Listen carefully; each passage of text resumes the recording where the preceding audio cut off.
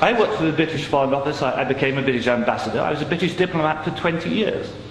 I was always very patriotic to be British. I was very, very proud. I remember when I first became a British ambassador and first went out in my own flag car with the Union Jack flying on the front as the ambassador, you know, I had a lump in my throat. It was a proud moment for me. It was only 6 months after that I discovered that in the country where I was ambassador, we and the Americans were shipping people in order for them to be tortured. And some of them were tortured to death.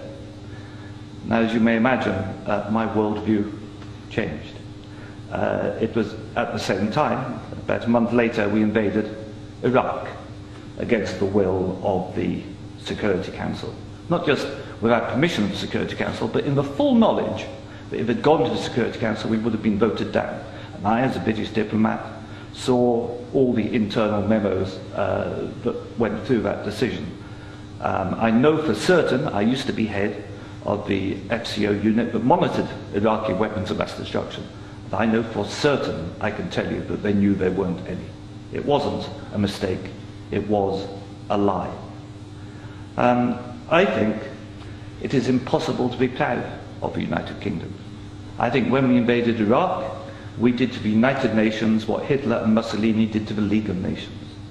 And I think what we've done since, where the truth is often much hidden in the bombing. If you look, Libya, disaster now, we bombed it. We killed 15,000 people when NATO bombed Sirte, something they never told you on the BBC.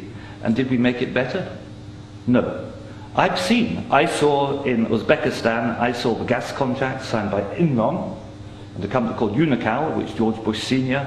was on the board, to dig out gas pipelines from Uzbekistan and Kazakhstan over Afghanistan down to the Indian Ocean. That was actually what the Afghan war was about. They'd actually had talks with the Taliban and Unocal to see if the Taliban would provide pipeline security.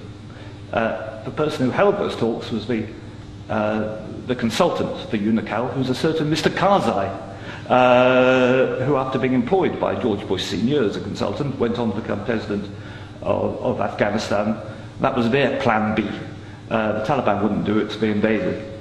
It's usually, I've seen it on the inside, it's almost always about control of resources. It is every bit as corrupt as our first speaker. I'm sorry, I'm also terrible at names, integrated. You are absolutely right, Andrew.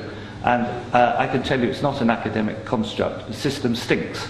Westminster stinks. The British government is deeply, deeply immoral. They don't care how many people they kill abroad if it advances them. And anybody who votes no is voting to support a psychologically flawed, a pathological state, which is a danger in the world, a rogue state, a state prepared to go to war to make a few people wealthy. That's why I say it's not possible to be a decent person and vote no, and we shouldn't be ashamed to say that.